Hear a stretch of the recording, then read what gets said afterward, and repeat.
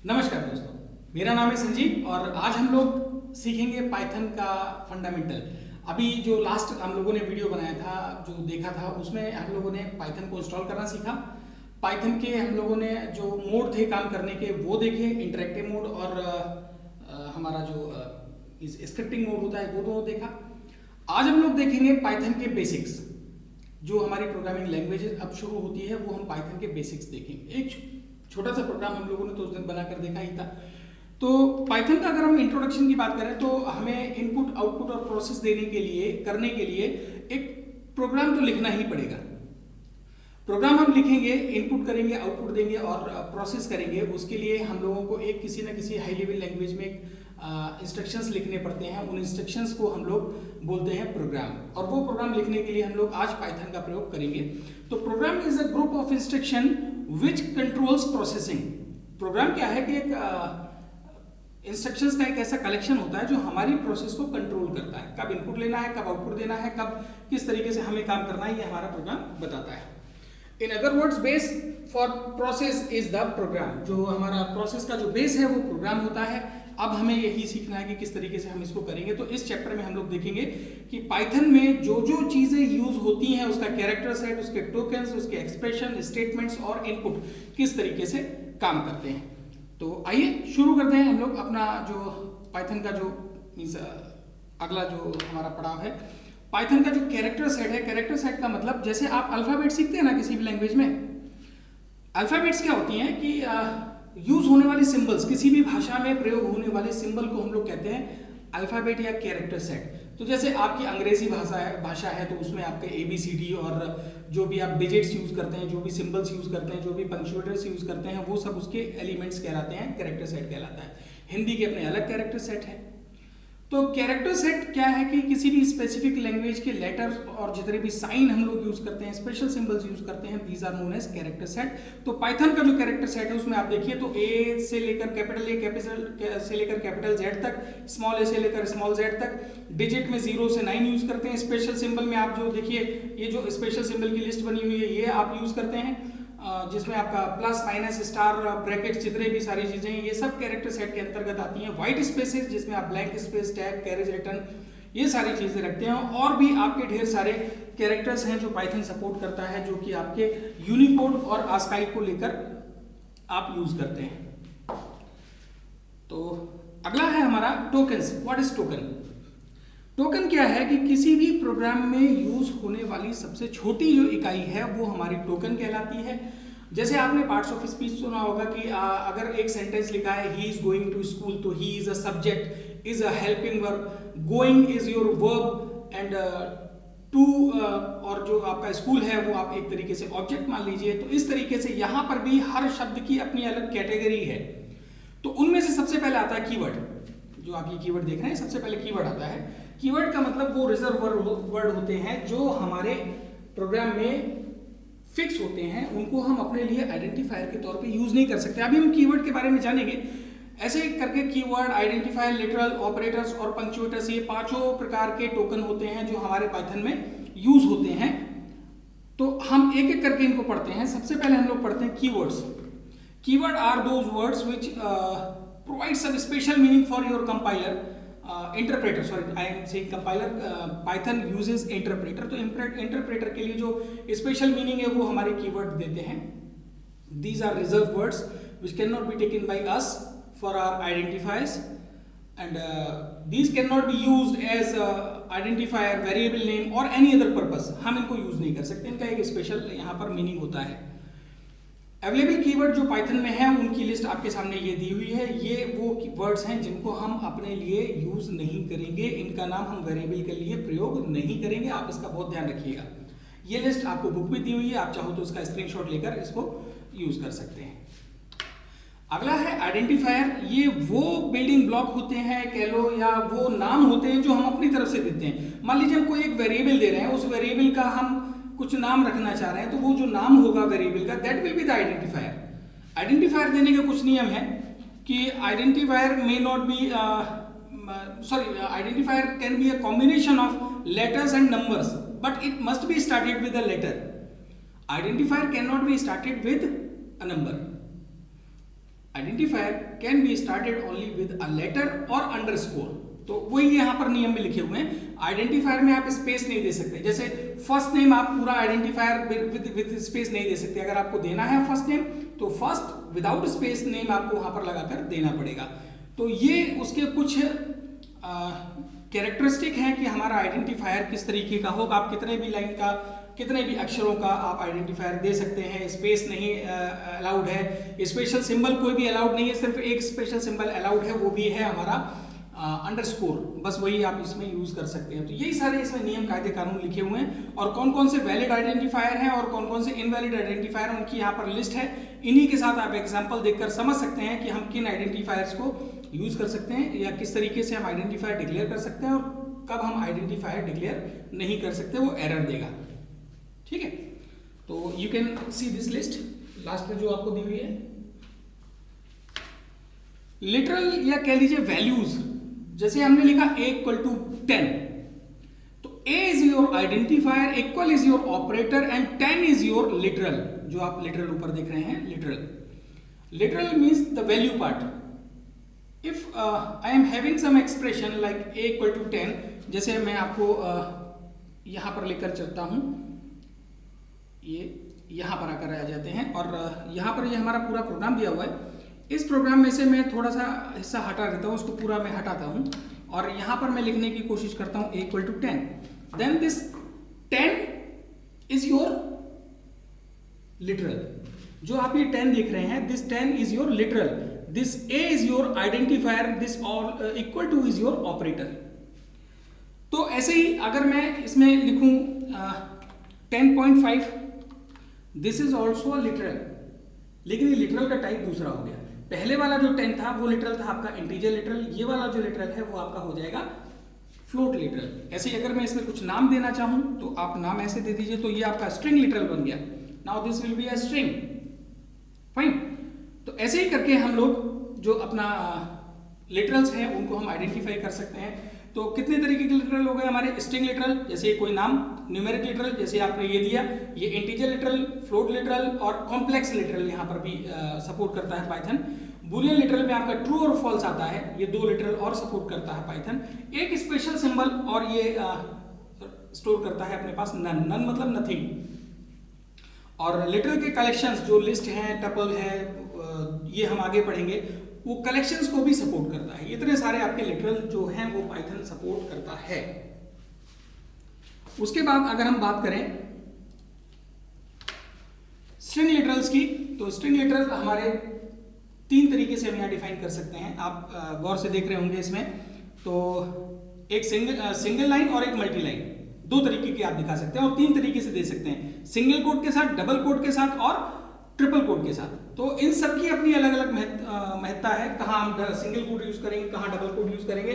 Single quote double coat में बिल्कुल भी अंतर नहीं है, बस खाली ये दिखाने के लिए होता है कि हमारा अगर कहीं किसी टेक्स्ट में, बहुत बड़ा टेक्स्ट है, उसमें कहीं स्पेसिफिक चीज को दर्शाने के लिए हम लोग डबल कोट्स लगाते हैं, तो वहां पर गड़बड़ी ना करें तो हम पूरे टेक्स्ट को लिखेंगे सिंगल कोट में और जहां डबल कोट हमारा यूज हो रहा है उसको हम as a double quote use कर लेंगे। ठीक है, तो इस तरीके से हमारे जो स्ट्रिंग्स हैं वो डबल कोट्स के साथ, सिंगल कोट के साथ, और अगर आपको मल्टी लाइन स्ट्रिंग बनानी है तब आप ट्रिपल कोट आप प्रयोग कर सकते हैं।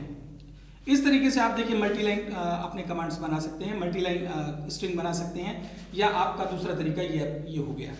ठीक है, सिंगल लाइन के लिए कोई दिक्कत नहीं, आप डबल कोट्स लगाइए, सिंगल कोट लगाइए, वो आपका सिंगल लाइन स्ट्रिंग बना देगा।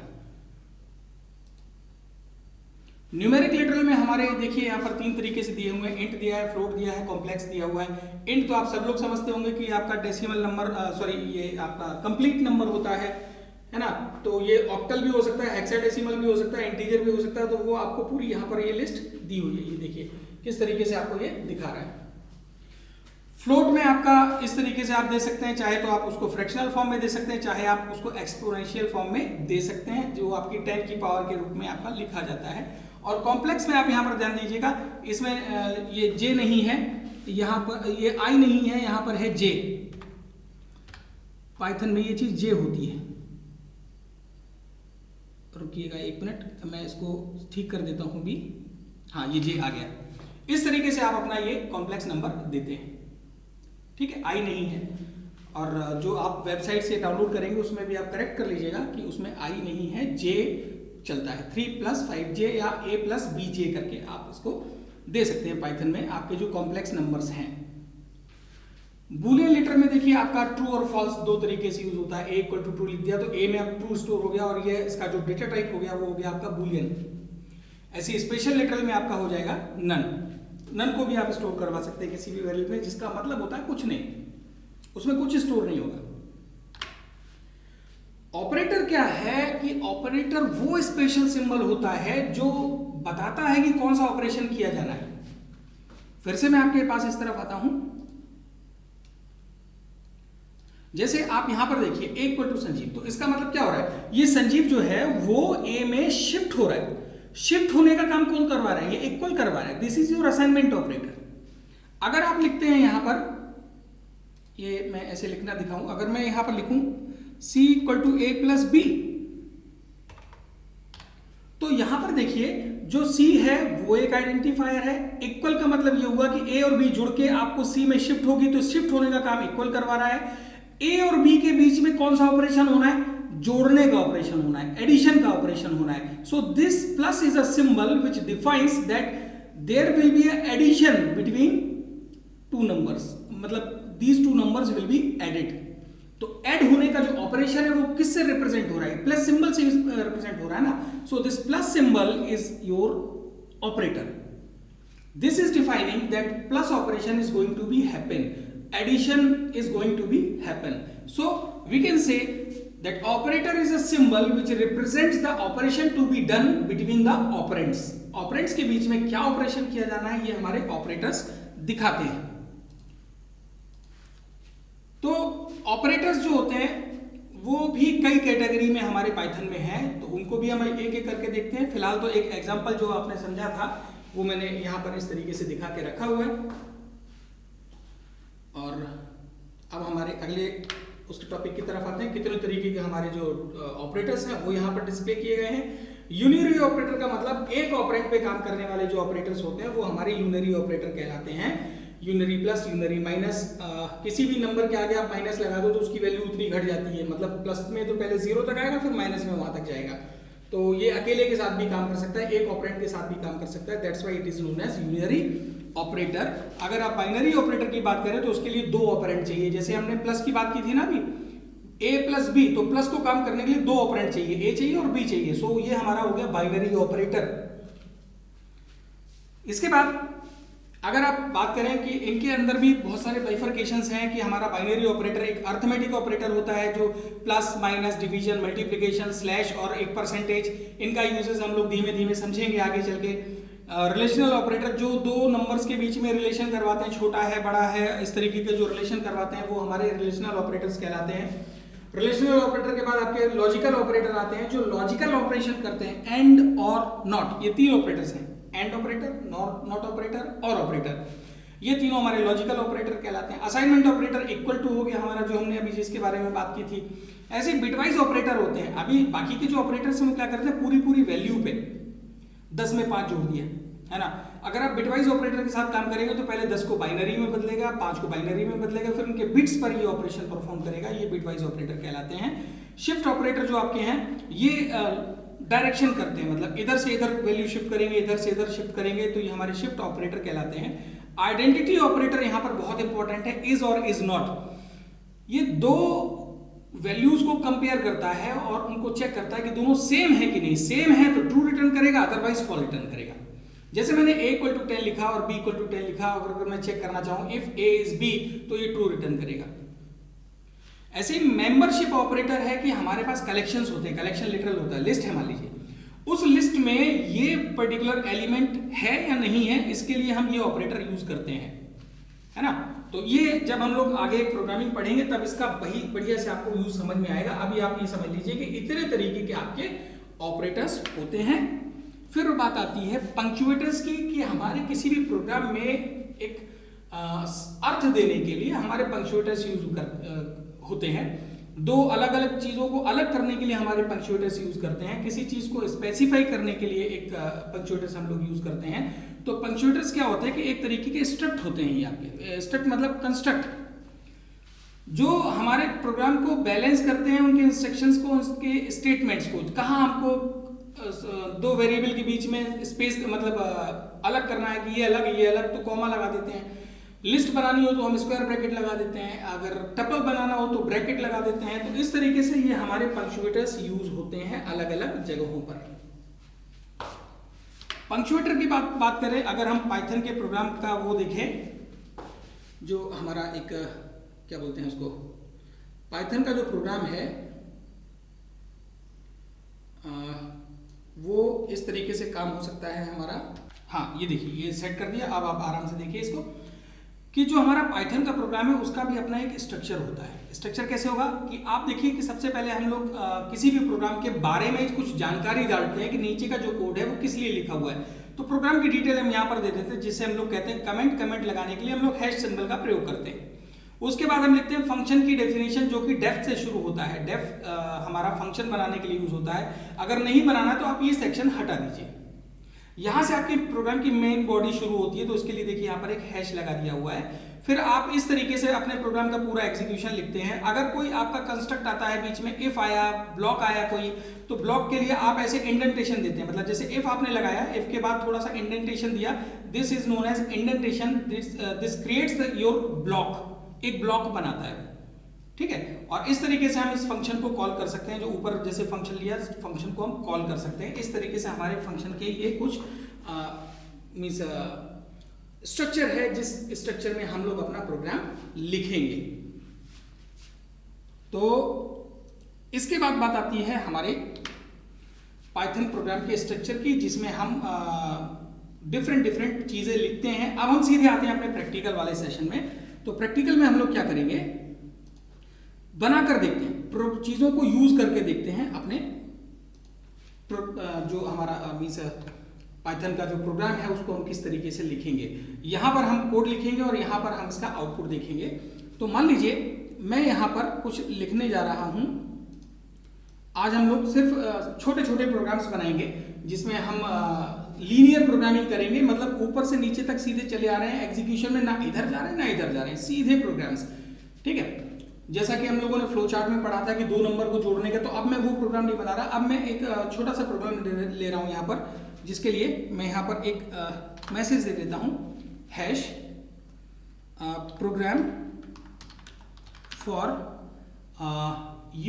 v equal to u plus 80। आपने ये फिजिक्स का एक फॉर्मूला है जिसको आप बहुत अच्छे से जानते हैं। जो 12th के बच्चे हैं, 11th के बच्चे हैं, वो इस फॉर्मूले को बहुत अच्छे से जानते हैं। तो इसकी एनालिसिस करिए आप। तो इसमें कौन सी चीज आपको गिवन होती है, वो होगी हमारी इनपुट। तो u, a और t, this is your input. इनको कैलकुलेट करके आप v की वैल्यू को निकालते हैं, सो v हमारा होगा आउटपुट। तो चाहे तो आप इसका फ्लो चार्ट बना लीजिए, आपको अच्छे से आता है। अब मैं इसके प्रोग्राम को लिखता हूं।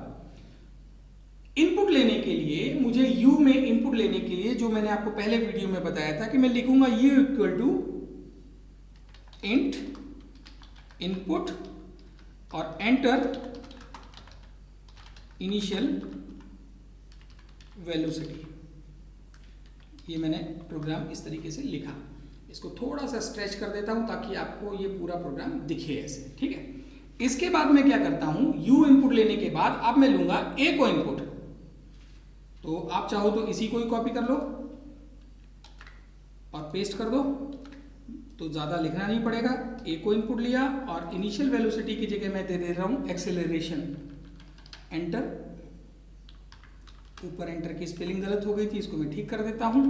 एंटर एक्सेलरेशन, तो मैंने ये शॉर्ट फॉर्म में ऐसे दे दिया एक्सेलरेशन।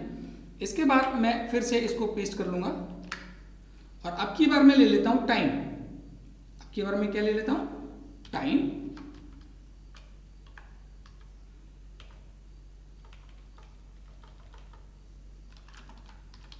टाइम, ये तीन चीजें हमारी इनपुट हो गई। जब तीनों चीजें इनपुट हो गई, अब मुझे निकालना है v की वैल्यू। तो v की वैल्यू के लिए मैं सीधे फॉर्मूला लिख दूंगा, v equal to u plus a star t। Formula हो गया। अब मुझे v की वैल्यू प्रिंट करनी है, तो v की वैल्यू प्रिंट करने के लिए मैं लिखूंगा प्रिंट और इसके अंदर एक मैसेज दूंगा, द फाइनल वेलोसिटी इज। एक इस तरीके से मैंने फॉर्मेट बना लिया कि इस तरीके से हमारा आउटपुट दिखाई देगा और कॉमा करके मैं दे दूंगा यहां पर v प्रोग्राम कंप्लीट। ये मेरा एक इंटीजर वेरिएबल बन गया, ये भी मेरा एक इंटीजर वेरिएबल बन गया और टी भी मेरा एक इंटीजर वेरिएबल बन गया है। उसके बाद जो कैलकुलेशन होगी वो भी इंटीजर, क्योंकि इसमें कोई डिवीजन तो हो नहीं रहा, तो ये भी इंटीजर वैल्यू बनेगी और आपका ये प्रिंट हो जाएगा। इस लैंग्वेज में हमको स्पेसिफाई करने की जरूरत नहीं है कि हमारा डेटा टाइप किस टाइप का होगा। जिस वेरिएबल में जो वैल्यू जाएगी वो वेरिएबल ऑटोमेटिकली उसी टाइप का हो जाएगा। अभी हम ये भी समझेंगे कैसे। इसको मैं रन करूंगा। रन करने पर ये आपको इस तरीके से दिखाई दे रहा है कि enter initial value, initial velocity. इसमें आप वेलोसिटी दे दीजिए कितनी आप देना चाह रहे हैं। मान लीजिए आपने कहा कि 10 की स्पीड से भेजा, यूनिट की अभी आपको टेंशन लेने की जरूरत नहीं है। मैंने बोला 5 मीटर पर सेकंड के स्क्वायर से चल रहा है और 5 सेकंड बाद उसकी क्या स्पीड हो जाएगी, तो ये आपको आंसर दिख गया कि द फाइनल वेलोसिटी इज 35। तो इस तरीके से ये कैलकुलेशन करता है। तो अब हम इसको समझते हैं कि ये एक्चुअली जो वर्क है ये किस तरीके से हो रहा है। होता क्या है कि पाइथन में, मैं इसको हटा रहा हूं, अब हम अपने उसकी तरफ आते हैं। पाइथन में क्या होता है कि आपने लिया a, फाइन, ये a = 10 लिखने पर क्या होता है कि जो अभी तक की प्रोग्रामिंग लैंग्वेजेस में होता था कि एक वेरिएबल बनता था आपका a, है ना, इसका नाम a पड़ता था, ये 10 वैल्यू यहां आती थी और इसका एक एड्रेस होता था। ये अब इस लैंग्वेज में नहीं है। इस लैंग्वेज में क्या है, सिंपली 10 इज एन ऑब्जेक्ट, इसकी अपनी एक आईडी है, इस 10 की अपनी एक आईडी है, इसको a रिफर करने लग जाता है। इस तरीके से काम होता है, इसको a रिफर करने लग जाता है। अब अगर आपने कहीं धोखे में कर दिया b = 10, तो b = 10 करने पर क्या होगा, b एक और वेरिएबल बनेगा, ये भी इसको रिफर करने लग जाएगा। ठीक है, ऐसा नहीं है कि a में अलग वैल्यू 10 गई और b में अलग वैल्यू 10 गई, ऐसा नहीं होता। 10 हमारा एक प्री डिफाइंड ऑब्जेक्ट है पाइथन के अंदर, ये पाइथन में ही है। 10 एक हमारा प्री डिफाइंड ऑब्जेक्ट है जिसको a भी रिफर कर रहा है, b भी रिफर कर रहा है। अब अगर मैं यहां पर a की वैल्यू देखूं, a की जो आईडी है, आईडी निकाल के देखूं और b की आईडी निकाल कर देखूं, वो सेम होगी, तो इससे ही प्रतीत होता है कि ये 10 यहां पर चेंज नहीं हुआ। लेकिन जब नेक्स्ट टाइम आप b = 20 करोगे, नेक्स्ट टाइम जब आप b = 20 करोगे तो क्या होगा, b = 20 मैं यहां पर लिख देता हूं। b = 20 करोगे तो b = 20 करने पर आपके साथ क्या होगा कि एक और 20 बनेगा, ऑब्जेक्ट जो प्री डिफाइंड है ऑलरेडी, इस 20 को ये b अब रेफर करने लग जाएगा, इसका रेफरेंस यहां से हटके इस तरफ आ जाएगा। इस तरीके से काम होता है। ये है हमारा मतलब वेरिएबल को असाइन करने का तरीका, जो हमारा पाइथन इंटरनली करता है। हम तो ऐसे लिखेंगे, लेकिन पाइथन उसको इंटरनली इस तरीके से असाइन करता है। तो अब हम एक और प्रोग्राम छोटा सा बनाकर देखते हैं सिंपल इंटरेस्ट का। तो ऐसे ही अब आपके लिए मैं असाइनमेंट छोड़ दूंगा कि आपको किस तरीके के प्रोग्राम्स बनाने हैं। तो जब मैंने आपका ये u = v = u+80 बना दिया, तो अब आपके सामने दो और असाइनमेंट हो गए कि आप लोग v² = u² + 2as ये भी बना लेंगे और s = ut + ½ at², इसका भी प्रोग्राम बना लेंगे। ये आराम से बन जाएगा। अब मैं आपको सिंपल इंटरेस्ट का एक छोटा सा प्रोग्राम और बनाकर दिखा देता हूं। तो आज की मैं क्लास इसके बाद खत्म करूंगा। सिंपल इंटरेस्ट के लिए आपको क्या करना होगा, सिंपल इंटरेस्ट का फॉर्मूला आपको याद होगा, primary means amount, principal amount, rate of interest, time upon 100। ये तीन चीजें हमको दी जाती हैं तो मतलब इनपुट होगा। तो हम यहां पर लिखेंगे p = int input enter principal, ऐसे करके मैंने इसको ले लिया। फिर इसके बाद मैंने लिखा रेट r =